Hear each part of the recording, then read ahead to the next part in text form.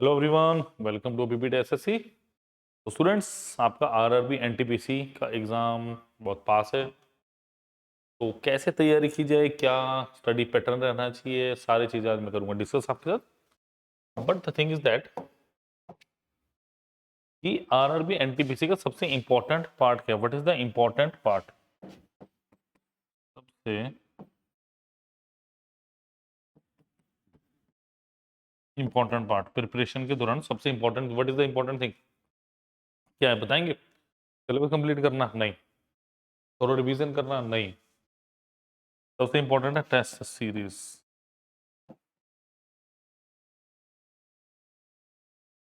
सबसे इंपॉर्टेंट क्या है आपकी? टेस्ट सीरीज की सबसे ज्यादा इंपॉर्टेंट टेस्ट सीरीज है कि अगर एक टेस्ट अच्छी टेस्ट सीरीज मिल जाए, वो आपको लूप होल्स बता सकती है, उसकी चर्चा मैं बाद में करूंगा। बट पहले देख लीजिए मेरे पास जो टेस्ट सीरीज है उसके फीचर्स क्या हैं। Feature of our test series, detail of RRB NTPC test series. आपको 45 प्लस बाइलिंगुअल टेस्ट दिए हैं। ठीक है, बाइलिंगुअल कैसे चेंज करेंगे वो सारी चीजें मैं आपको बताऊंगा अभी। ठीक है, क्वांटिटेटिव एप्टीट्यूड के 60 फुल टेस्ट मिल रहे हैं आपको, लॉजिक रीजनिंग के कंप्लीट 7 टेस्ट, जनरल अवेयरनेस के कंप्लीट 7 टेस्ट मिल रहे हैं, और जो पूरे कोर्स के मतलब पूरे कोर्स के कंप्लीट टेस्ट जिसे बोलेंगे आप, आपके एप्टीट्यूड पे जनरल अवेयरनेस भी है, लॉजिक रीजनिंग भी है, उसके आपको 25 टेस्ट मिल रहे हैं। तो आई थिंक इतने टेस्ट बहुत बढ़िया चीज है, और सिर्फ 149, सिर्फ 149 रुपीज में ओनली। वो सोचिए एक टेस्ट कितने रुपए का पड़ा? 45 प्लस क्वेश्चन है, वो अभी डिटेल एक्सप्लेनेशन इंक्लूडेड है इसमें, डिटेल एक्सप्लेनेशन के साथ आपको दिए जा रहे हैं। डन। तो आज हम करेंगे आरआरबी एनटीपीसी का आपका पिछले साल के कुछ महत्वपूर्ण यानी इंपॉर्टेंट क्वेश्चन का संकलन है मेरे पास। मैंने कुछ कंपाइलेशन किया है और बहुत अच्छे क्वेश्चन आज मैं आपके लिए लेके आए। तो प्लीज प्लीज प्लीज आपने क्या करना है, आपने इसको लाइक करना है, आपने इसको शेयर करना है, एंड इसको सब्सक्राइब भी कर लीजिए, सो दैट आप चीजों को बेटर अंडरस्टैंड कर सकें। क्लियर? फॉर मोर इन्फो आप कॉल कर सकते हैं 9517771651। इस नंबर पे आप कॉल भी कर सकते हैं, इस नंबर पे आप व्हाट्सएप भी कर सकते हैं। क्लियर आगे बात? चलिए तो चलते हैं आज के पहले क्वेश्चन की तरफ। इसका पूरा दिखाऊंगा आपको पूरा। 3 chairs and 2 tables cost 700 and 5 chairs and 3 table cost 1100. What is the cost of 1 chair and 2 tables? क्या इसकी कॉस्ट है? देखिए क्या दिया, 3 चेयर,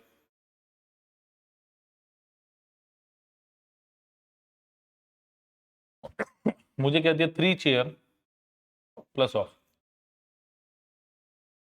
2 टेबल्स कितने के हैं? 700 रुपए के हैं। फिर क्या दिया,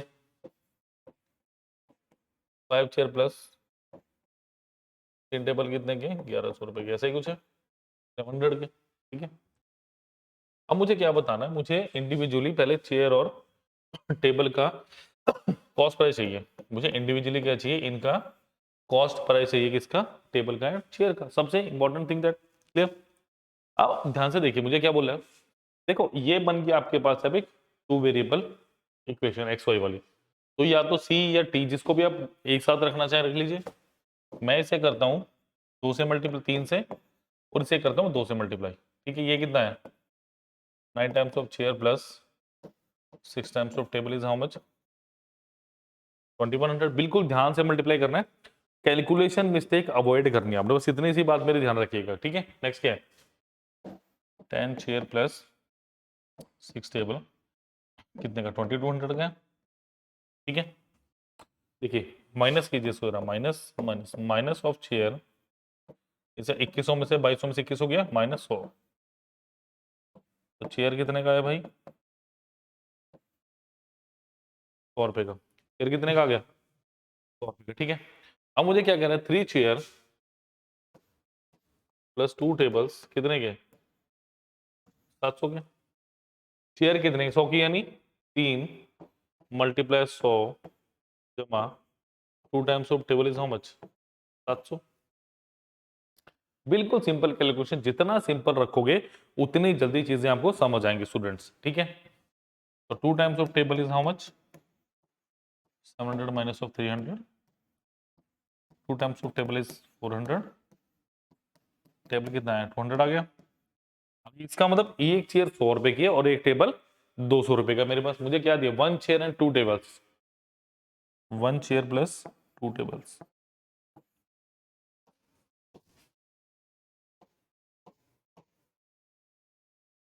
यानी 1 चेयर 300 रुपए की, सॉरी 100 रुपए की, प्लस 2 टेबल्स यानी 2 इंटू ऑफ कितना 200, आंसर इज 100 प्लस 400 कितना आ गया 500 is the right answer, option number C. ठीक है, option number C is the correct answer. Like share subscribe जल्दी से नोट कीजिए इसको। ठीक है, तो इस तरह के टू वेरिएबल वाले को आसानी से कीजिए। देखो ऑप्शन से करने का कोई फायदा नहीं है, बिकॉज मुझे यहाँ पे सी और टी की एक पर्टिकुलर वैल्यू चाहिए, तो इसे ऑप्शन से मत करने की सोचना। नहीं होगा। चलिए अगला question, LCM of two number is 2 1 10 and HCF is 35 and one of the number is 105, find the other number. देखो मेरे पास दो नंबर दी, मैं कहता हूँ एक नंबर 2 है, एक नंबर 6 ले लो। अच्छा इनका एलसीएम कितना आएगा आपके पास, इसको आप लिखोगे 2 इंटू 1, इसको लिखोगे 2 इंटू 3, तो एलसीएम कितना आ गया 2 इंटू 3 आ गया, यानी 6 एलसीएम आ गया। ठीक है, इसका एचसीएफ कितना आएगा, हाईएस्ट कॉमन फैक्टर, एचसीएफ कितना आएगा इसका, अगर आप देखोगे एचसीएफ कितना 2 आ रहा है। अच्छा एलसीएम इंटू एचसीएफ कितना है आपका, अगर मैं बात करूं एलसीएम इंटू एचसीएफ कितना, एलसीएम आ गया 6, 12 आया। अगर मैं दो नंबर्स को मल्टीप्लाई करूं जब भी क्या आएगा 6 दूनी 12 ही आ रहा है। सिंपल सा इसका मतलब क्या है कि अगर मेरे पास दो नंबर्स हैं, उन नंबर्स को मैं मल्टीप्लाई करता हूं, वो इक्वेशन किसके इक्वल आएगी, मेरे नंबर्स के एलसीएम और उसके एचसीएफ को मल्टीप्लाई करो। यानी अगर ए एंड बी दो नंबर है, मैं इनको मल्टीप्लाई करता हूँ ए इंटू बी, तो स्टूडेंट्स ये किसके इक्वल आएगा, मेरे LCM of A B multiply HCF of A B. ये समझिए बात को, समझ आएगी बात। ये बहुत इंपॉर्टेंट चीज है और देख के खुशी होती है कि आप लोग बड़े सीरियसली पढ़ रहे हो इन चीजों को। ठीक है, अच्छा मेरे पास क्या दिया है, एलसीएम कितना दिया 2 1 10 एंड एचसीएफ इज 35। मुझे क्या बोल रहा है वो, एक नंबर कितना है 105, मुझे बी निकालना है, तो 35 3 70, बी कितना है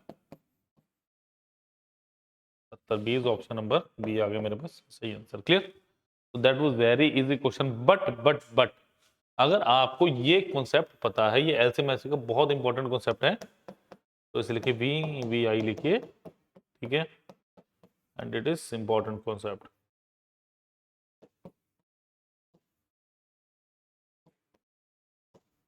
डन, नोट कीजिए इसको प्लीज। होपफुली क्लियर हो गया क्वेश्चन आपको। ठीक है, चलिए let us move on to the question number 3 of today's class. चलिए इंपॉर्टेंट है, टाइम एंड वर्क से क्वेश्चन है आपका।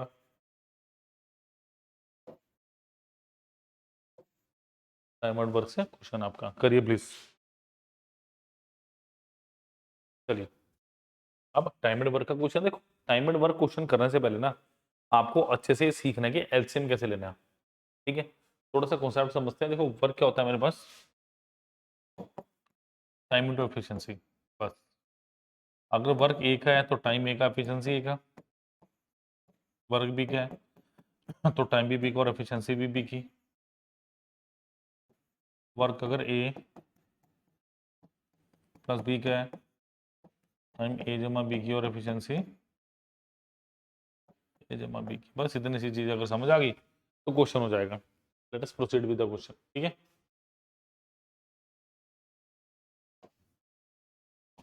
शांति से करना है। देखो क्या दिया, working alone A can do a job in 15 days, तो टाइम ऑफ ए कितना दिया स्टूडेंट्स मुझे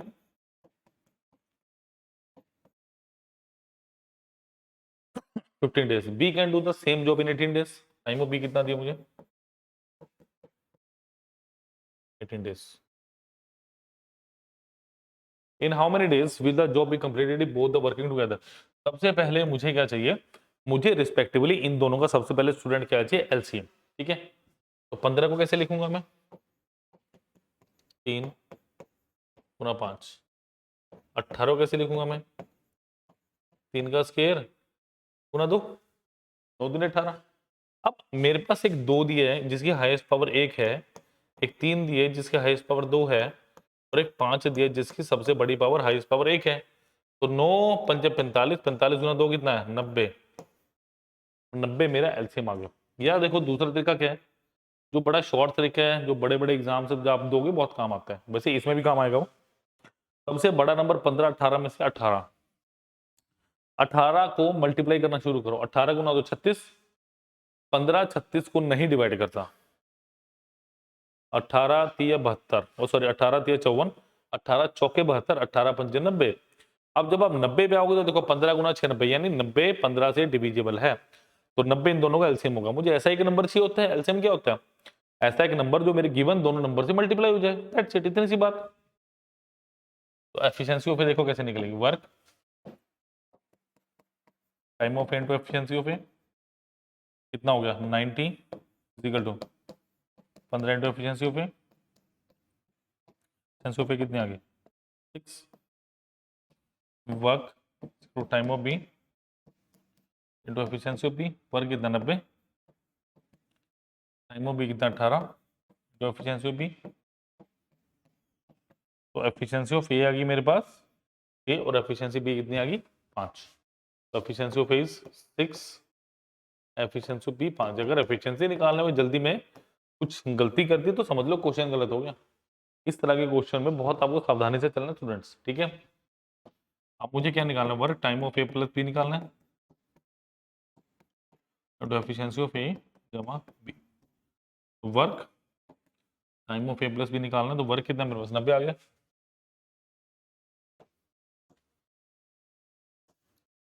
वर्क है students 90, time of A plus B मुझे निकालना है, उनकी एफिशिएंसी कितनी है प्लस 5 11, तो कितना 90 is time of A plus B into 11, time of A plus B कितना है मेरे पास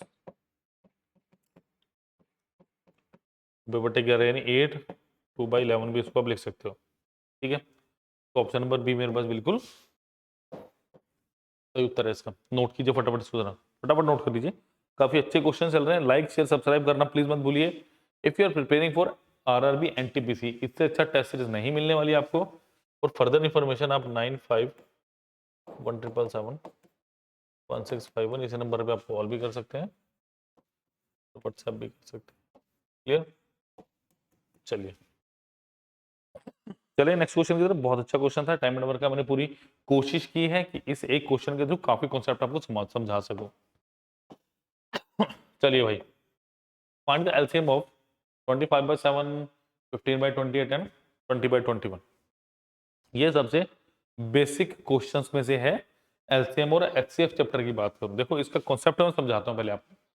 सपोज कीजिए मेरे पास ए अपॉन पी दी है, बी अपॉन क्यू दी है, सी अपॉन आर दी है। मुझे ये बोलते हैं कि इसका मुझे आप एलसीएम निकाल के बताइए।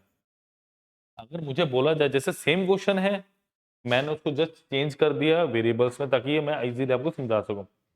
इसका देखो कैसे निकलेगा एलसीएम, आप करोगे LCM of A B C upon HCF of P Q are.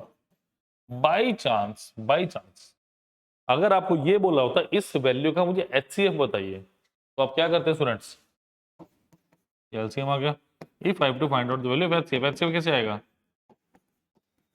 HCF of A B C upon LCM of P Q R. समझ आ गई बात। ये कॉन्सेप्ट था, उम्मीद करूंगा आपको समझ आया होगा, क्योंकि कॉन्सेप्ट समझने से ही एमसीक्यू करने से काम नहीं बनेगा। कॉन्सेप्ट को समझने से, उसको इंप्लीमेंटेशन करने से। अब आपको ही कॉन्सेप्ट अगर समझ आ चुका, अपने इसको लिख लिया हो, लाइक शेयर सब्सक्राइब करना प्लीज मत भूलिए। और आपके टेस्ट सीरीज का जो लिंक है वो डिस्क्रिप्शन बॉक्स में स्टूडेंट्स दिया गया है, ठीक है। अब मैं इसको सॉल्व आउट करता हूँ, यानी मुझे क्या दिया 25/7 दिया है, 15/28 दिया, और 20 सॉरी 21 दिया। मुझे क्या करना है अब, LCM of 25 15 20 divided by H of 7 28 and 21। Clear बात। एलसीएम देखो 25 15 20, 25 को कैसे लिखोगे आप, 5 का स्क्वायर 15, 3 की पावर 1 इंटू 5 की पावर 1, लास्ट में क्या बचा 20, 20 क्या होगा 2 दूनी 4, 5 की पावर 1, यानी इसका एलसीएम कितना आएगा मेरे पास, देखिए 2 की 4 पंजे 20, ठीक है, तो सॉरी 4 25 चौका 100, क्योंकि 2 की हाईएस्ट पावर 2 है, 3 की हाईएस्ट पावर 1 है और 5 की हाईएस्ट पावर 2 है, तो 25 चौका 100, 100 गुना 3 300, तो क्या कहीं पे 300 आ रहा है, जी हाँ, मेरे सभी ऑप्शन में 300 है पहले तो ऑप्शन में, तो ये तो आंसर मेरे होंगे नहीं, या तो आंसर ये होगा, ये आंसर ये होगा। अब इलिमिनेशन कैसे करोगे, देखो 23 एक प्राइम नंबर है, तो क्या इनमें से 23 है, 23 तो है ही नहीं है, ठीक है, वो 1 गुना 7, 4 गुना 7, 3 गुना 7, तो 7 में क्या है एचसीएफ, तो 300 बटे 7 ऑप्शन नंबर ए। तो आपको इलिमिनेशन भी करना आना चाहिए, किस तरीके से आप इलिमिनेट करोगे चीजों को, समझ आ गई बात। चलिए 9517771 कॉल व्हाट्सएप डन। चलिए करिए प्लीज इसको जरा।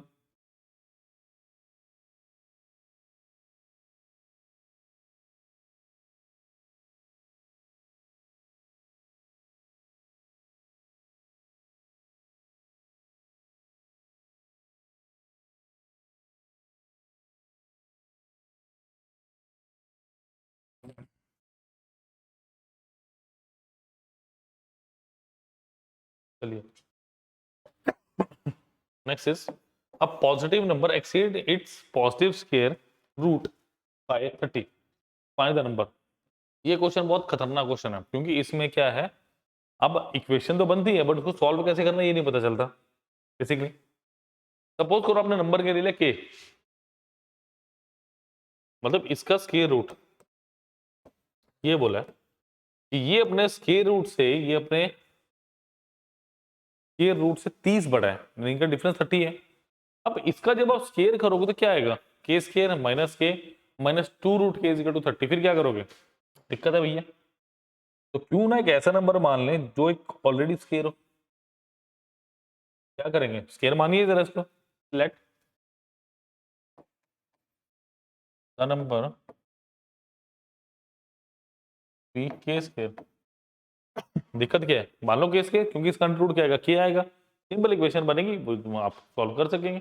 तो प्लीज प्लीज ऐसे प्लीज मत करिए इस क्वेश्चन को, बहुत दिक्कत होगी। तो क्या आएगा, K square minus of root of K square, उसने पॉजिटिव स्क्वायर रूट बोला, the examiner said positive number exceed positive square, मतलब स्क्वायर को जैसे 36 है, इसका अंडर रूट आप सॉल्व कर दो, क्या आता है आपके पास, जैसे रूट 36 है, तो सॉल्व करके क्या आएगा, एक प्लस 6 आएगा, एक माइनस है, ये मेरा पॉजिटिव नंबर है and that is my negative square root. मुझे ये वाला लेना है, मुझे ये वाला लेना है, यानी के स्क्वायर माइनस के माइनस 30 इज इक्वल टू 0।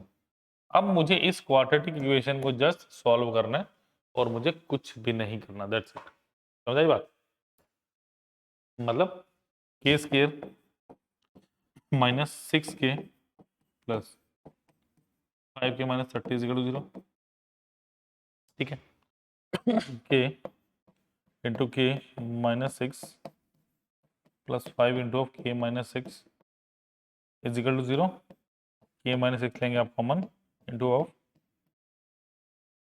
के प्लस 5 इज इक्वल टू 0, यानी के माइनस 6 इज इक्वल टू 0, तो के की वैल्यू क्या आ गई 6, के प्लस 5 इज इक्वल टू 0, के इज इक्वल टू माइनस 5, इसे निगलेक्ट करेंगे तो आंसर इज 6। सर आ गया, बिल्कुल सही, गलत, क्योंकि मैंने वैल्यू के स्क्वायर मानी थी, तो 6 का स्क्वायर कितना हो मेरे पास 36, option number B is the right answer. बताइए, मजेदार क्वेश्चन था ये, क्वेश्चन बहुत अच्छा था, करिए प्लीज इसको।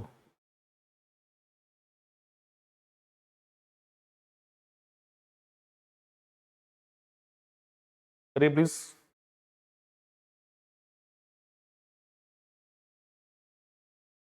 चलिए next is speed time distance से क्वेश्चन है।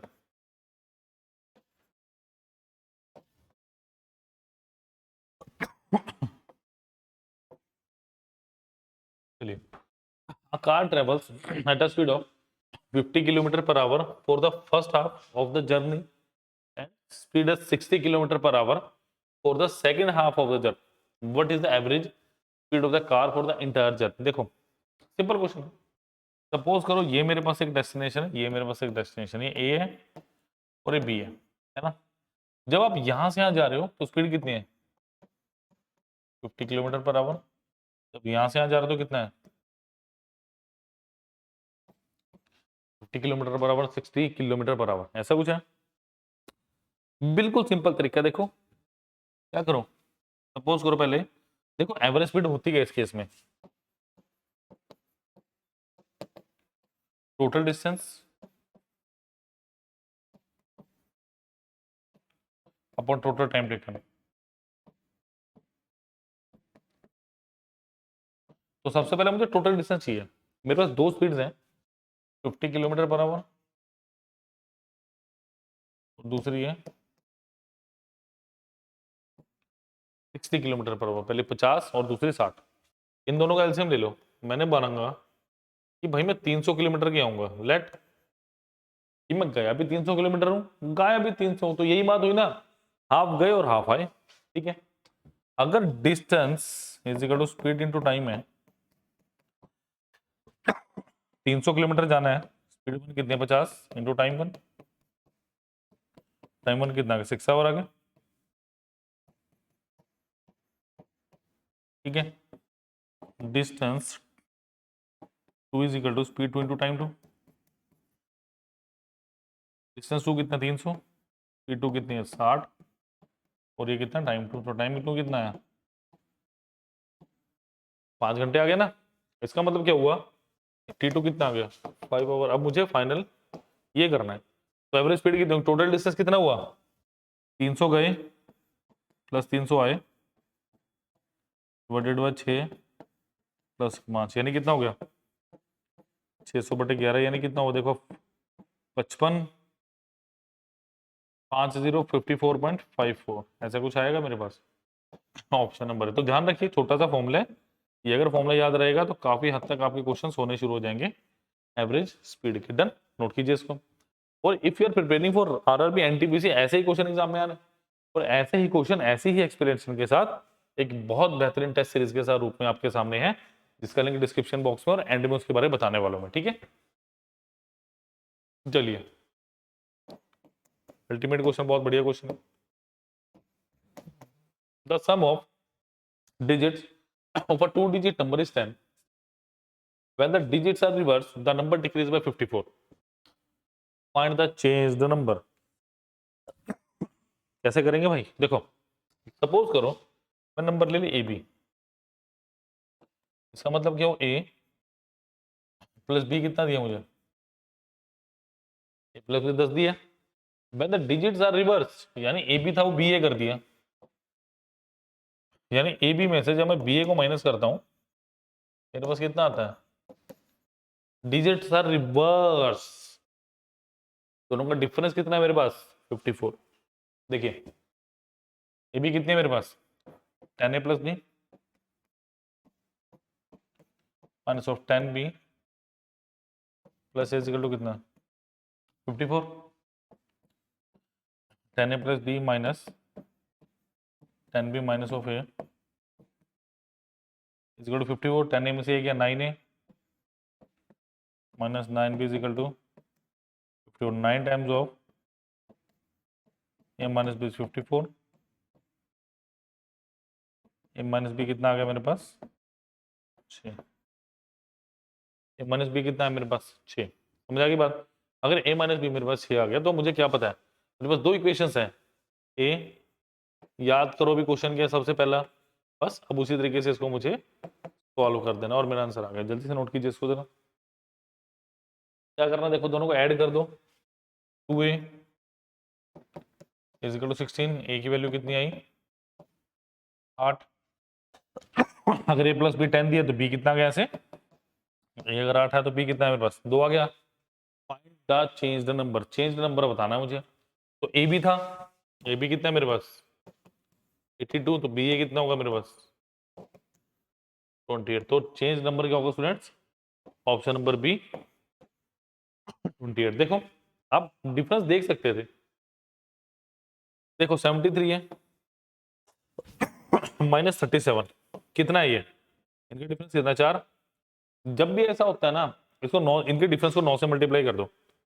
डिफरेंस कितना है? 4 पूरा 9 कितना आ गया? इनका डिफरेंस 36 आ गया। सपोज करो 73 आ गया, 82 है, 82 - 28 ये आ गया, 6 को 9 से मल्टीप्लाई करो कितना आ गया? 54। तो उनका डिफरेंस कितना आएगा? 54। यही आंसर था।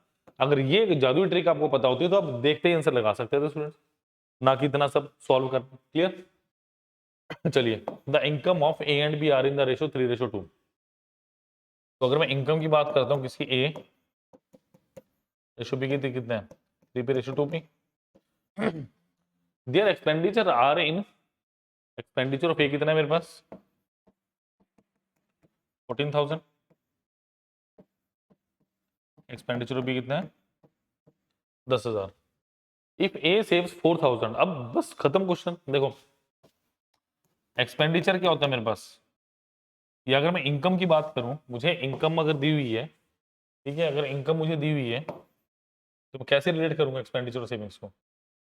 Income is equal to expenditure plus savings, ये होता है बेसिकली। ठीक है, यहाँ पे इनकम कितने? Income of A is 3p, expenditure of A 14,000 plus, and saving of A कितना दिया मुझे? 4,000। रिलेट करना आना चाहिए, बस चीजों को इजी हो जाती हैं चीजें। 3p इज इक्वल टू कितना? 18,000। ये कितना आ गया?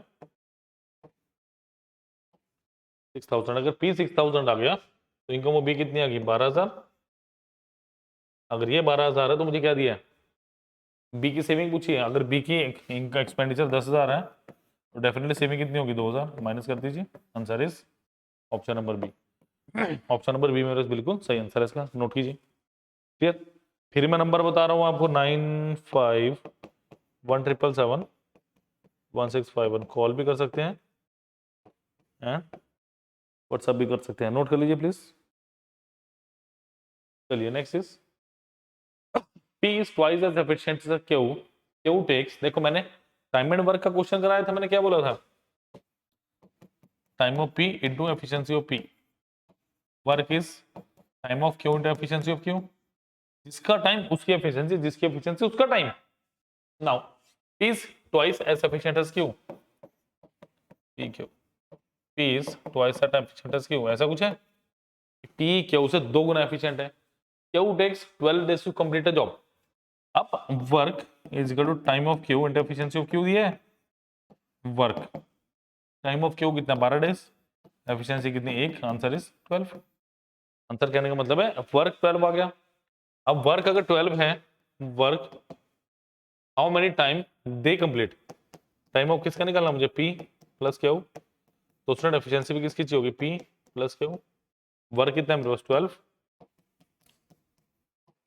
टाइम पी प्लस क्यू निकालना, एफिशिएंसी कितनी आ गई? 2 + 1। ये बेसिकली एफिशिएंसी ही है मेरी। ठीक है जी, 2 + 1 कितना आ गया? 3। तो answer is 4 days. Option number C is the correct answer. Clear? Like share and subscribe. अब मैं आपको टेस्ट सीरीज के बारे में बताना चाहूंगा, जिसके बारे में आपको बता रहा था, इंडियन रेलवे में आप नौकरी का मौका मत खोइए। ठीक है, चलिए इसका लिंक डिस्क्रिप्शन बॉक्स में भी दिया गया, फिर भी मैं बता देता हूँ आपको खोल के एक बार अच्छे से इसको। ठीक है, चूज एग्जाम, देखिए एनटीपीसी, यहाँ पे जाना पड़े। ये विक्ट्री टेस्ट सीरीज 46 टेस्ट दिए आपको। ठीक है, लेटेस्ट है। यहाँ पे आप 10 डिजिट का मोबाइल नंबर डाल के कॉल में व्हाट्सएप भी कर सकते हैं। ठीक है, 4500 क्वेश्चन है। देखिए एप्टीट्यूड के साथ, जनरल इंटेलिजेंस रीजनिंग के साथ, जनरल अवेयरनेस के साथ, और कंप्लीट टेस्ट के 25, टोटल 46 टेस्ट दिए हैं। ठीक है, यहाँ से आप लैंग्वेज सेलेक्ट करके इसको हिंदी में भी कर सकते हैं। देखो अभी हो जाएगा। ठीक है, सामान्य बुद्धि एवं तर्क शक्ति, सामान्य जागरूकता, तो यहाँ से आप इसको इंग्लिश हिंदी दोनों में कर सकते हैं। और आपको इसके साथ टेस्ट की पीडीएफ भी मिलेगी और आंसर पीडीएफ भी मिलेगी। देखो कितने सारे बच्चों ने अभी के अभी 416, 415, ठीक है, कितने सारे बच्चों ने इसको अटेम्प्ट किया, वो देख सकते हैं। 502, 474। तो ये सारी की सारी यूनिक चीजें हैं जो आपको पीडीएफ पे मिल रही है। आप जुड़े थे सनी सर के साथ। अभी वीडियो में लाइक शेयर सब्सक्राइब करना मत भूलिए, और जो भी लिंक्स है वो डिस्क्रिप्शन बॉक्स में दिए गए। Thank you students.